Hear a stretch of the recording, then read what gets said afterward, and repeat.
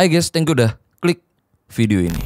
Nah jadi sebelumnya aku ucapkan selamat lebaran Idul Fitri untuk kalian semua yang merayakan ya. Mohon maaf lahir dan batin dari aku dan tim di sini. Oke lah, jadi sekarang aku mau ajak kalian bahas kasus yang baru aja terjadi di Bekasi ya. Kasus yang bermula dari hilangnya seorang wanita yang sebagai debt collector dari salah satu koperasi yang akhirnya ditemukan di rumah ini nih dengan keadaannya yang naas banget. Dan yang lebih gilanya lagi nih ya, dari terungkapnya kasus ini ternyata ada korban lainnya juga yang ditemukan di titik yang ada di belakang rumah ini juga nih, yang dilakukan orang ini nih yang sebagai pelakunya, yang emang ini orang bener-bener horor banget nih. Makanya nih kasus ini harus banget kita bahas di sini ya, supaya nantinya bisa jadi pembelajaran untuk kita semua, terutama untuk kalian yang terlibat masalah hutang piutang ya. Karena dari apa yang terjadi di kasus ini semuanya bermula dari hutang dan juga judoy yang berakhir naas banget. Oke lah, kayak gimana kisah dan kasusnya langsung aja kita bahas sedetail mungkin yang aku bisa. Tapi kayak biasa sebelum kita lanjut ya, kita ritual dulu. Jadi siapkan minuman dan cemilan kalian, siapkan juga posisi ternyaman menurut kalian kayak gimana. Jadi kalau udah nyaman, udah santuy, nah jadi soal kasus ini, yuk kita bahas.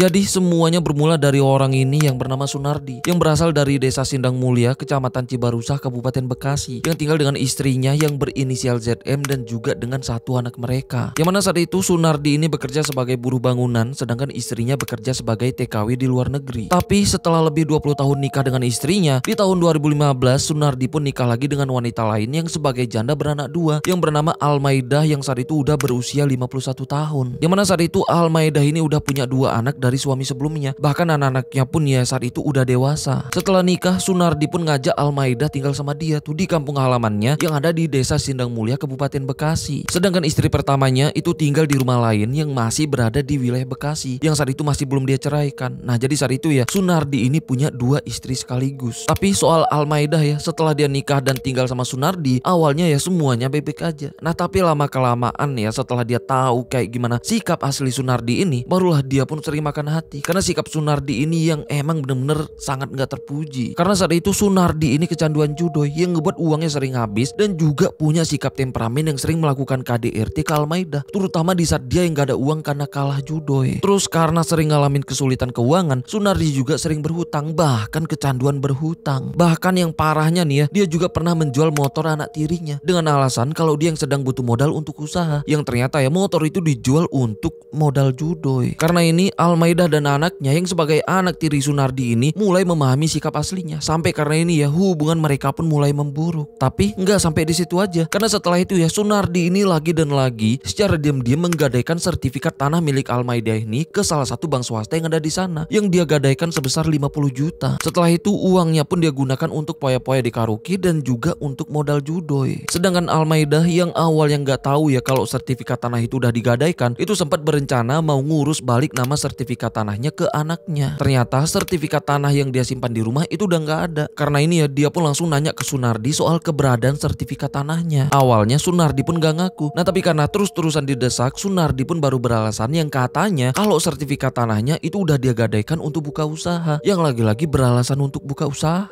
Tapi karena Almaidah yang tahu betul kalau Sunardi ini penipu ya, jadinya dia pun minta dibuktikan di mana usaha yang dia buka. Nah karena nggak bisa membuktikan, akhirnya Sunardi pun baru mengakui nih kalau uang dari gadainya itu udah habis dia gunakan. Karena ini Almaidah pun pasti ya marah besar, sampai mereka pun bertengkar bahkan berujung pisah ranjang. Karena saat itu ya yang udah di tahun 2021, Almaidah pun mutusin ninggalin Sunardi ini dengan pindah ke wilayah perumahan KSB yang ada di desa Sukaragam, yang gak gitu jauh dari rumah Sunardi ini karena cuman berjarak sekitar 15 menitan. Tapi biarpun udah pindah rumah ya, Almaidah ini masih tetap bersikeras minta Sunardi ini bertanggung jawab untuk menebus balik sertifikat tanahnya yang udah dia gadai. Sedangkan Sunardi ya sama sekali gak punya uang tuh untuk nebus balik sertifikat tanahnya. Terus karena udah lebih setahun Sunardi yang sama sekali nggak tanggung jawab ya, akhirnya di bulan November tahun 2022 Almaidah pun langsung mendatangi Sunardi di rumahnya untuk langsung minta sertifikat tanahnya dikembalikan. Sedangkan Sunardi yang udah kebingungan sampai dia pun ngeliat suatu celah, karena dia sadar kalau di rumah itu cuma ada mereka berdua. Nah jadi disinilah dia pun langsung berencana untuk melenyapkan Almaidah di rumah itu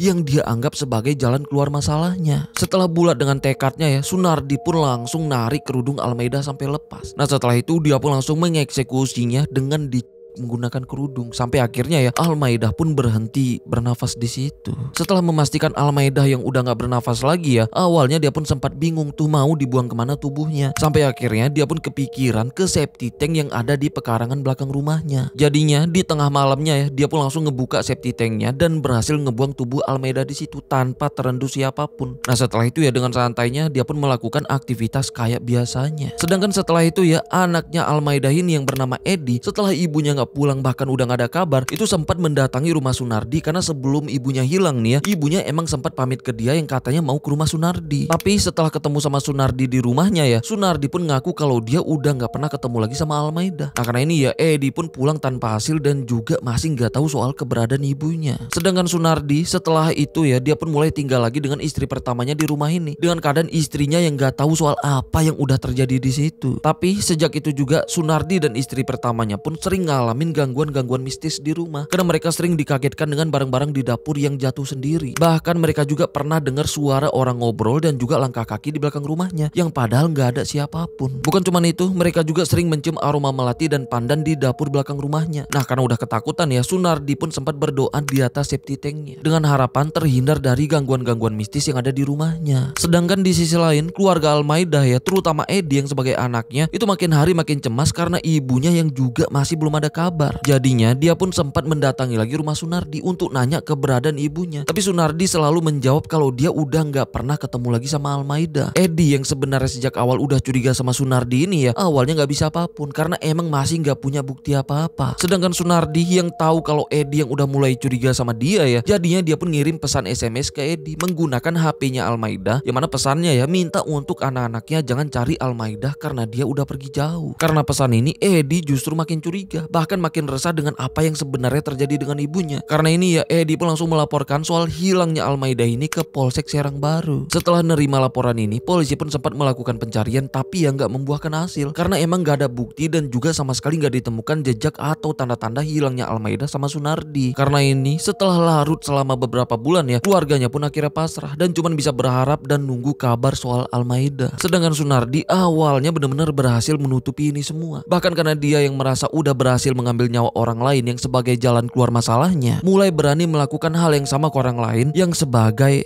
korban keduanya.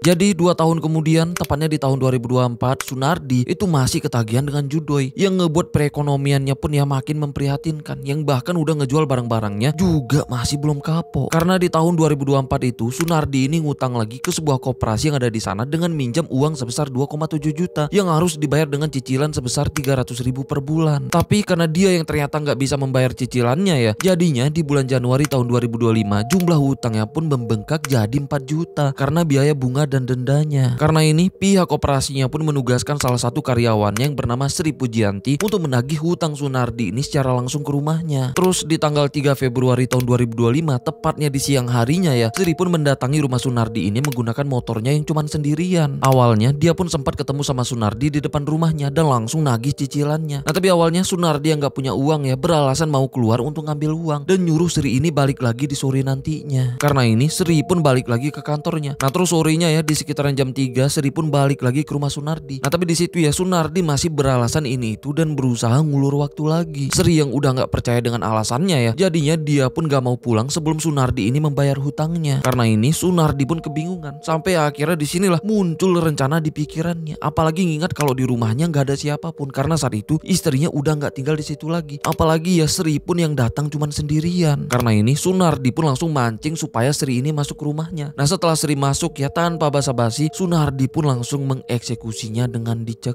Awalnya Sri pun sempat berusaha melawan dan teriak, tapi nggak ada yang dengar karena sekitaran rumah Sunardi ini emang sepi yang berjauhan dari tetangga. Yang akhirnya Sri yang nggak mampu mengimbangi tenaga kuli itu nggak bisa bertahan. Yang akhirnya di sore itu ya Sri pun mengembuskan nafas terakhirnya di situ. Setelah memastikan Sri yang udah nggak bernafas, tangan dan kakinya pun langsung diikat. Setelah itu tubuhnya pun langsung dia bawa ke kamarnya untuk disimpan sementara di balik kasur yang dia sandarkan ke dinding. Karena rencananya di tengah malam nanti mau dia masukkan ke septic tank yang ada di belakang rumahnya. Nah karena di di sore itu ya karena dia takut ketahuan karena motor Sri masih terparkir di depan rumahnya. Jadinya dia pun langsung ngebawa motor Sri untuk dititipkan ke penitipan motor yang ada di wilayah rumah sakit Medirosa yang masih ada di wilayah Cibarusah yang gak jauh dari rumahnya. Setelah itu ya dia pun langsung balik lagi ke rumah. Sedangkan di sisi lain karena sampai sore Sri yang masih juga belum pulang, apalagi dengan keadaannya yang gak bisa dihubungin ya, jadinya keluarganya pun langsung menghubungi teman kerjanya untuk nanya keberadaan Sri. Sedangkan teman kerjanya juga kebingungan karena Sri belum balik ke kantor sejak pergi ke rumah Sunardi yang sebagai salah satu nasabah mereka untuk nagih hutang. Karena ini di jam 6 sorenya teman kerjanya pun langsung mendatangi alamat rumah Sunardi. Di situ ya mereka pun sempat ketemu sama Sunardi yang beralasan kalau Sri udah pergi dari rumahnya sejak sore tadi. Karena nggak ada bukti, mereka pun terpaksa percaya biarpun sebenarnya mereka udah curiga sama Sunardi. Terus di malamnya karena hilangnya Sri ini ya, situasi di tempat kerjanya pun mulai heboh. Apalagi keluarganya juga yang mulai resah sampai memutuskan untuk malam itu juga nyari Sri. Setelah ketemu sama keluarga Sri, teman kerjanya pun langsung menjelaskan soal kecurigaannya ke Sunardi yang diyakinin ada hubungannya dengan hilangnya Sri. Karena ini di tengah malamnya ya, di sekitaran jam 12 malam, mereka pun sama-sama mendatangi rumah Pak RT Sunardi untuk menjelaskan soal kecurigaan mereka ini ke Pak RT-nya. Nah karena ini ya mereka semua termasuk Pak RT-nya pun ya itu sama-sama langsung mendatangi rumah Sunardi. Dan kebetulan juga Sunardi yang saat itu berencana mau nguburin tubuh Sri di septic tank tiba-tiba dikagetkan dengan ramainya orang yang mendatangi rumahnya, termasuk Pak RT-nya yang menanyakan keberadaan Sri. Di situ Sunardi yang mulai gugup masih tetap menjelaskan kalau Sri udah pulang sejak sore tadi. Nah tapi karena pihak keluarga Sri dan juga teman-teman kerjanya yang makin curiga dengan kegugupan Sunardi ini ya, itu langsung minta izin untuk masuk dan ngecek isi rumahnya. Setelah mereka masuk, mereka pun langsung ngecek isi rumahnya, termasuk kamarnya. Yang mana disitulah mereka pun langsung curiga dengan sesuatu yang ada di balik kasur yang disandarkan ke dinding. Karena ini mereka pun ya langsung ngecek. Yang mana disitulah semuanya kaget, histeris nemuin tubuh Sri di balik kasur itu dengan keadaannya yang udah kaku. Karena ini ya situasi di sana pun itu langsung riuh yang mengundang perhatian warga lainnya. Karena ini Sunardi pun langsung ditahan warga, sedangkan tubuh Sri ya itu langsung dipindahkan ke rumah warga lain. Sedangkan Pak RT-nya langsung melaporkan soal kejadian ini ke pihak kepolisian di Polres Metro Bekasi. Gak lama kemudian pihak kepolisian pun langsung berdatangan. Yang mana di situ ya tubuh Sri pun langsung dievakuasi ke rumah sakit Polri Kramat Jati yang ada di Jakarta Timur. Sedangkan rumah Sunardi yang sebagai TKP itu langsung diamankan. Dan Sunardi juga ya pastinya langsung dibawa ke Polres Metro Bekasi untuk diperiksa lebih lanjut dan pastinya diinterogasi. Di situ Sunardi yang udah gak berkutik ya terpaksa mengakui soal dia yang udah menghabisi Sri karena kebingungan gak punya uang untuk ngebayar hutangnya. Sedangkan besoknya setelah Sunardi ini ditangkap dengan kasus yang cukup menggemparkan wilayah desanya ya, sampai Edi, anaknya Almaida yang saat itu sebenarnya masih berjuang mencari keberadaan ibunya yang udah hilang sejak 2 tahun lalu, yang sebenarnya juga curiga ke Sunardi tapi gak punya bukti. Jadinya ya setelah dia dapat kabar ini, Edi pun langsung mendatangi rumah Sunardi yang saat itu udah jadi TKP yang sedang diselidiki pihak kepolisian. Di situ Edi pun langsung melaporkan kecurigaannya ini ke pihak kepolisian di sana soal ibunya yang udah hilang sejak November tahun 2022 setelah pamit pergi ke rumah Sunardi untuk menagih sertifikat tanah yang digadaikan Sunardi ini. Karena ini Sunardi pun langsung diperiksa dan diinterogasi lagi soal hilangnya Almaida. Nah karena udah pasrah ya, akhirnya Sunardi pun langsung mengakui kalau Almaida juga udah dia eksekusi, di mana tubuhnya udah dia buang ke septic tank yang ada di belakang rumahnya. Yang pasti pengakuannya pun langsung ngebuat situasi di sana ya makin gempar lagi. Karena ini ya pihak kepolisian pun langsung membongkar septic tank yang ada di belakang rumahnya. Yang ternyata bener aja, di situ mereka pun nemuin tulang belulang yang lengkap dengan pakaian milik Almaida. Karena ini ya temuan itu pun langsung dievakuasi dan dibawa ke rumah sakit Polri Kramat Jati untuk diselidiki lebih lanjut. Setelah diuji DNA, hasilnya pun emang menunjukkan kalau itu benar-benar tubuh Almaida. Yang pasti ya kabar ini pun ngebuat keluarganya kaget bahkan histeris. Sedangkan Sunardi yang udah terbukti sebagai pelaku dari kasus ini ya, itu terancam hukuman 15 tahun penjara. Nah tapi ya itu pun masih terancam karena sampai sekarang ya masih belum ada berita soal vonis hukumannya. Karena sampai sekarang mungkin kasus ini masih dalam proses pendalaman. Tapi semoga nantinya dia ini dijatuhin hukuman seberat-beratnya, apalagi ngingat korbannya yang bukan cuma satu. Nah jadi inilah kasus horor yang dilakukan Sunardi ini di rumahnya. Dan semoga dari kasus ini juga ya ada pembelajaran yang bisa kita petik. Terutama untuk kalian-kalian yang mungkin punya masalah hutang ya. Please hati-hati dan pikirkan baik-baik kalau kalian pergi sendirian untuk nagih hutang, apalagi dengan nominal yang relatif besar. Karena kasus kayak gini sebenarnya udah sering banget terjadi. Bahkan udah beberapa kasus yang pernah aku bahas yang semuanya bermula dari hutang piutang. Salah satunya kasus Wawon yang juga terjadinya di Bekasi, yang juga persis sama, yang mana dia juga ya tega dan nekat melakukan itu semua karena ditagih uang. Dan yang nagihnya itu cewek yang datang ke rumahnya cuman sendirian. Mungkin kalau kasus Wawon ini sempat dijadikan pembelajaran ya, mungkin kasus ini gak harus terjadi. Makanya sekarang kasus ini harus banget dijadikan pembelajaran sih, supaya kedepannya kasus-kasus kayak gini amit-amit jangan sampai terjadi terjadi lagi dimanapun itu dan untuk siapapun itu. Karena kita semua berhak untuk hidup. Oke lah, sampai sini aja ya pembahasan kita soal kasus ini. Sampai ketemu di kasus-kasus selanjutnya karena aku udah siapin beberapa kasus yang kayaknya harus kita bahas juga di sini. Oke lah, aku Rizky Wadiono.